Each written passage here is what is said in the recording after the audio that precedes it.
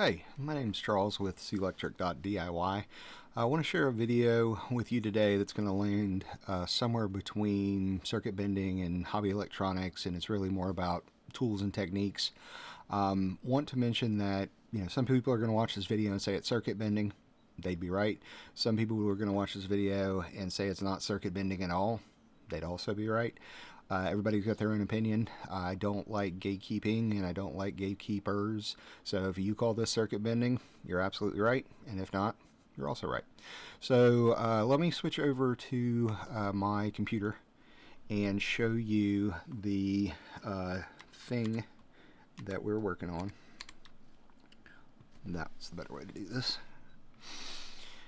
So this is a JR-23 keyboard. This is how it's printed on the actual board. I did a Google Translate, and that just says that's Chinese for keyboard. So it is a JR-23 keyboard-A. I found it at Dollar Tree. It was $5. This is what the front of it looks like, and this is what the center section of the circuit board looks like, just one board inside of this device. Excuse me. This is the big deal, and really the reason that I wanted to show it off in the context of circuit bending is while circuit bending you also hear the idea of the black blob and how that makes it difficult to work with. Well, this is an example of an exposed IC, exposed integrated circuit. So you can look at it, you can see that there's a label on it, you can see that the pins are exposed, and all of that is good in the world of circuit bending and reverse engineering of electronics in general. So the other thing that I want to say, so the primary and really only integrated circuit on this is labeled that, but it is seems to be a custom and proprietary chip. But like I said a second ago, the pins are exposed, so we can reverse engineer what it is and what it does, and that's what I did. So this is a 16-pin IC, and I went through and just systematically probed each of the pins on it. The K here means just key, and those are labeled on the board, silk screened. Thank you again for whoever designed this board to make it open for us to have some fun with. So K1, the parentheses here means if you probe those two pins together, if you connect pin 1 to pin 10, you end up pressing key 1, and we'll look at that here in a second.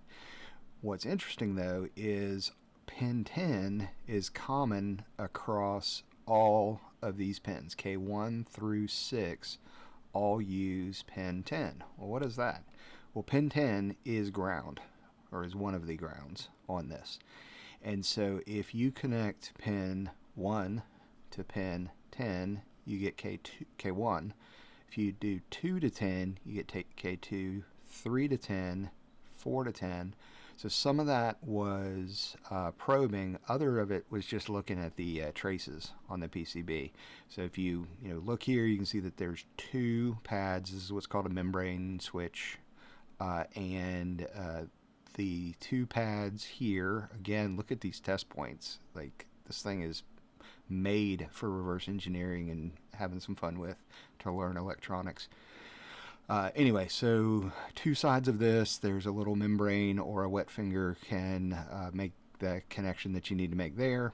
One of these is connected to one of the grounds, one of these is connected to one of the other pins, and the combination of the 2 means that you press a K7. So just to dive into that a little bit further, so that's pin 10 is the ground, this is pin 9 is the ground, and then pin 8 and 7, forgot 7. So 7, 8, 9, and 10 are all grounds, and then 1, 2, 3, 4, 15, 16 are, so 1, 2, 3, 4, 5, 1, 2, 3, 4, 15, 16, 1, 2, 3, 4, maybe I didn't fill in my spreadsheet all the way because I figured out what the pattern was. Anyway, so pin 1 and 9 together makes K7, pin 1 and 10 together make K1. I am beating a dead horse. We will move on. So there is at least one pin that I haven't finished messing with yet, and that's this one. Pin 6 is a reset. This might be a circuit bend, like a true circuit bend video in the future, because it is not connected at all. But if you touch it to ground, if I remember correctly, if you touch it to ground, it resets and kind of resets the device. So it'd be fun for a circuit bend. We're going to leave it alone for now because this is about something different. So there's the full pin out.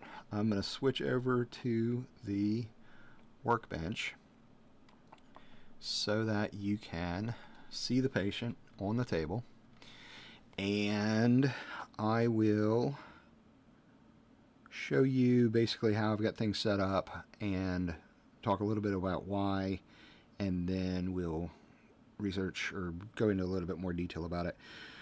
So first thing I want to talk about is power. I've got a separate battery pack here, and the reason is I did not like the fact that the battery was molded into the back panel of this thing. So it's completely, part of the plastic of the rest of that.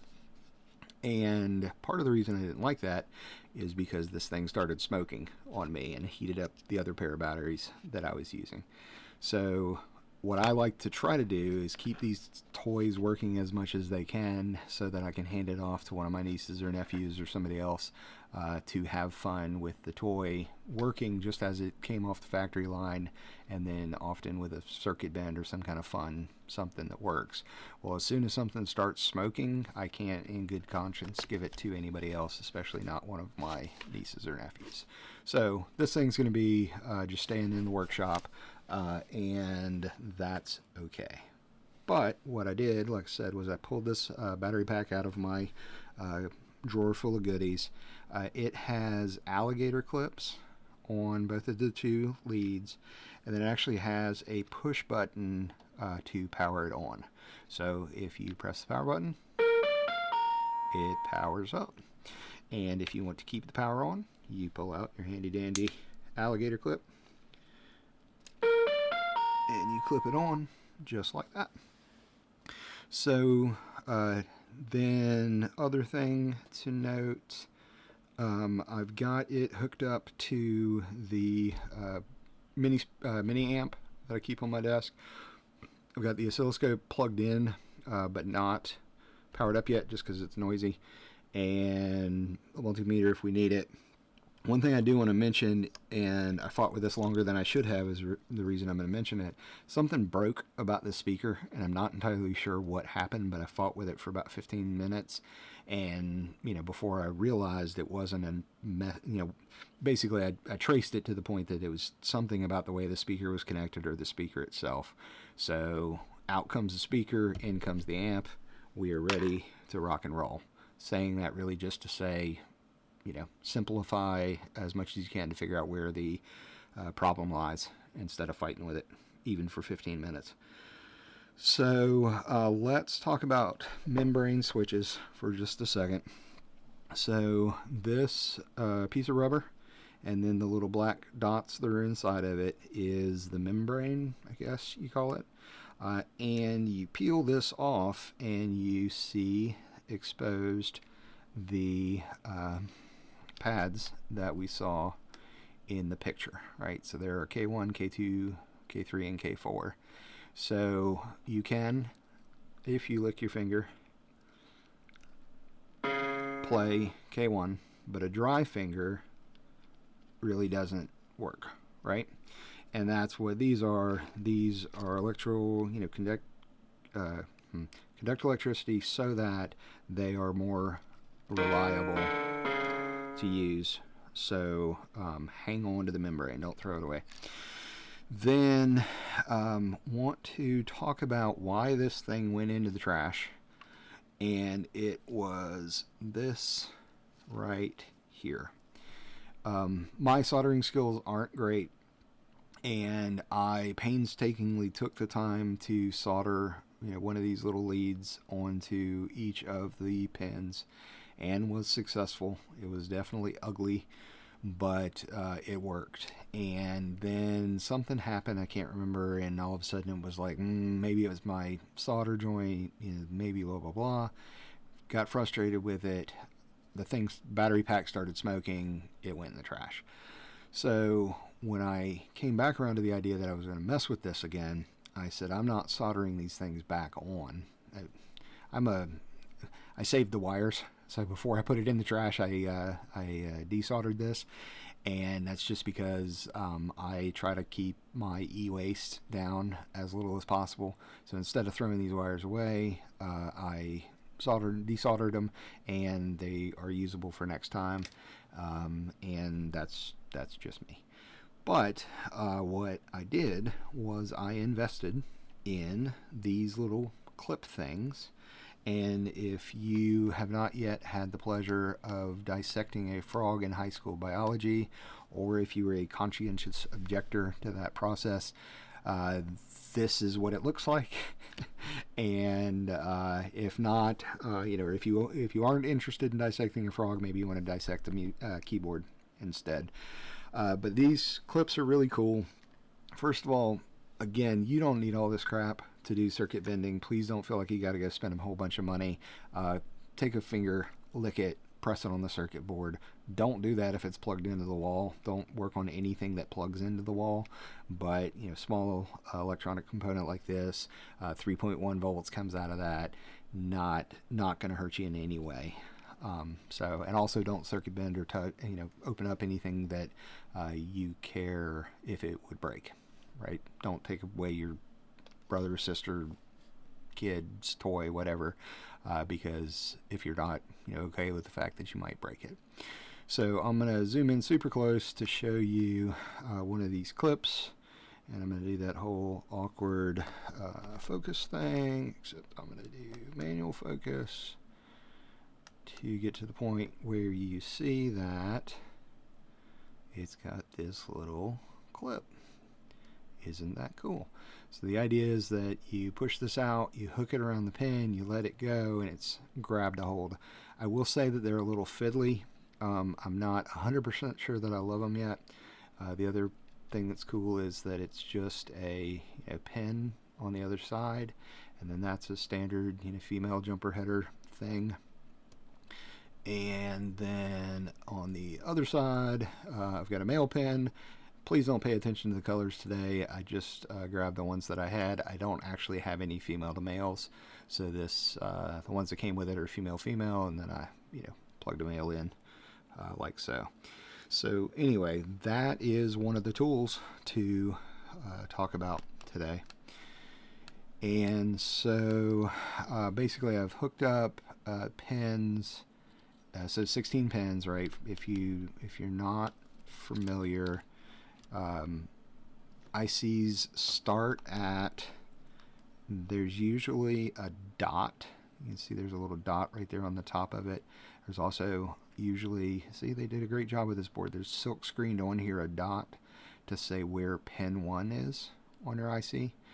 And then you count up along the side with the dot and then continue in a circle around, right? So 1, 2, 3, 4, 5, 6, 7, 8, 9, 10, 11, 12, 13, 14, 15, 16. And then know too that, or as well, that ICs, the pinout, the reason that finding a pinout diagram is so important is because, or reverse engineering one, is because the pins may not correspond exactly the way that you'd think that they do. They're packing a whole lot of stuff inside these transistors and all of the other components that you put into an integrated component, integrated circuit. It may be easier for them to route the same signal out this way as out this way, and that's the way it ends up, rather than something that might make more logical sense. So we've got these little hooks hooked around. So this is pin 8 and pin 9, which were two of our grounds, and these are pins 1, 2, 3, which were the pins that you could use to play the notes. That's hooked up to pin 6 because I want to play with it after this video so that I can figure out if I want to make the next video.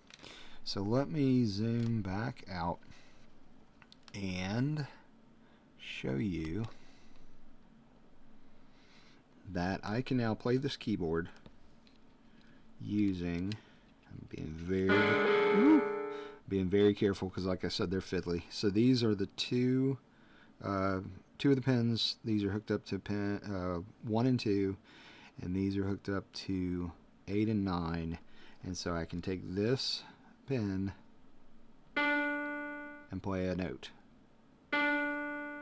It's exactly as if I pressed the same key here on the keyboard. So that's a note. Put my fingers in the way, but if you look down here at the bottom, so that's a note, and then next to it is a different note.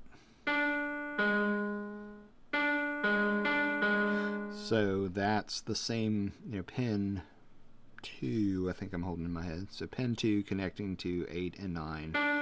It's as if you're pressing different keys. That is interesting, right? Trying to think if there's anything else that I want to share in this video. Let me know what questions you have. What did I not cover that you'd like to know more about? Yeah, we'll call that it for this video. Sorry, I kind of trailed off there at the end. I thought that I had a little bit more to share, but as I got to it, that was it. So what did we do? We looked at the how to identify the chip on the board, the fact that the black blob is a big deal, the fact that this may or may not be circuit bending and it doesn't really matter, the fact that you don't want to burn your house down, how to use a membrane switch, or how to identify and use a membrane switch, how to reverse engineer the pins. Didn't go into that. Let's go into that. So really briefly, we will zoom back in, and I might regret having done. Okay, so peeling off the membrane. Yeah, I'm going to regret it. Regret offering to do this, but I will give you just a general sense of what we're talking about. So, continuity testing. Let me be a good example and unplug the power. So you can continuity test, and when I talk about reverse engineering the board, this is really all I mean. So this thing's no longer plugged in. I'll unplug it from the amp just to be super careful. And this, like I said, has test pads on it. So I am going to turn on my multimeter and I'm going to put it in continuity mode. And what that means is just if you touch them together, they're going to make a sound. And I'm going to probe K1 right there. And I am going to then run the other end of my probe. You'll hear I always beep just because I want to make sure that it's in the right mode and everything.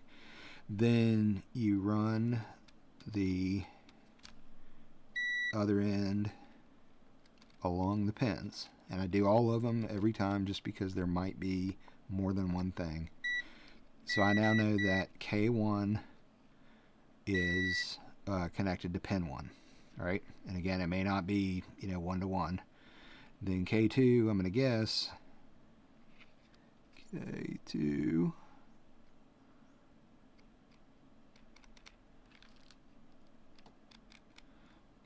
is not probing 4-beat right now.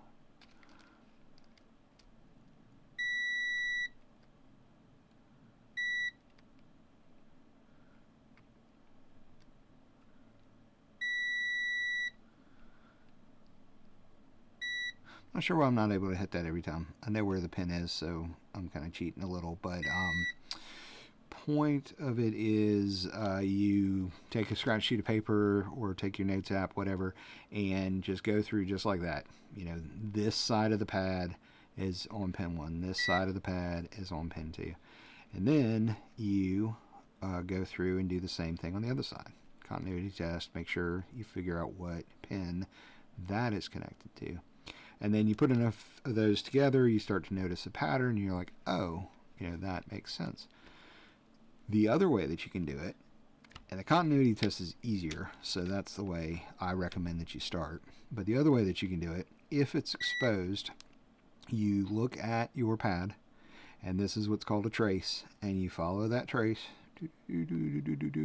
all the way across the board and get to the pin associated with it. Now the reason I say it's may not be the best way to do that is like come back here to pin 5. When you come up here, it goes here and then it jumps over the other, and yes, it's over, this is a single layer board. It jumps over these other two to get to here. And so again, the continuity test is, I think, the better way to do it, but you know, following your traces is a good way to double check that you've got everything, you know, figured out the way that you think you've got it figured out. And so let's add that to the list. So I will not try to summarize that again, or else I'll discover something else I want to share and this video will be longer, but for right now we'll call that good. And hope you enjoyed the video. Hope that you think that this was either circuit bending or tools and techniques or hobby electronics or worth watching. If you're still here, I guess you did. I'm Charles, clectric-diy. Y'all take care.